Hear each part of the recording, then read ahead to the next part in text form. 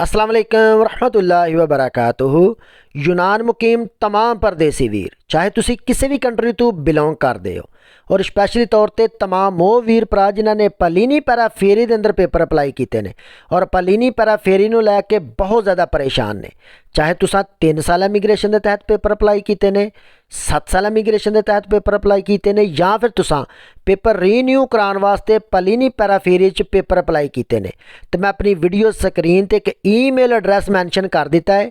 तुसा बजाते खुद ऐसी ईमेल एड्रैस से एक ईमेल करनी है, इंग्लिश दे विच 1 तो 2 लाइन लिख के या ग्रीक दे विच 2 लाइनां लिख के नाल अपने पासपोर्ट की तस्वीर, अगर तुहाडे कोल VVOC है तो VVOC की तस्वीर, अगर तुहाडे कोल यूनान के लीगल पेपर ने तो लीगल पेपरां की तस्वीर ऐसे ईमेल एड्रैस से सेंड कर देनी है। ईमेल सेंड करन तो बाद तकरीबन विदन 1 हफ्ते के अंदर अंदर तुहानू बाय मेल ही आगाह कर दिता जाएगा कि किस वजह तो तुहाडे पेपर लेट ने।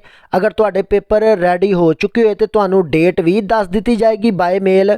अगर तुहाडे पेपर रेडी ना होए हुए तो तुहानू एक छोटा जिहा मैसेज आएगा कि हाले तुसी वेट करो, पैरी मैने रवो, तुहाडी फाइल हाले वर्किंग दे विच मजीद तुहाडी फाइल चैक की जा रही है। लिहाजा जिन्ने वीर भरा पलीनी पैरा फेरी की वजह तो परेशान हो, इस ईमेल एड्रैस से ईमेल करो पासपोर्ट की कापी, अगर VVOC है तो VVOC दी, अगर तुहाडे कोल लीगल पेपर ने तो लीगल पेपर 1 तो 2 लाइन इंग्लिश या ग्रीक च लिख के तो ऐसे ईमेल एड्रैस से सेंड कर दिओ तो तुहानू इंशाअल्लाह ताला आगाह कर देंगे पैरा फेरी की तरफों बाय मेल।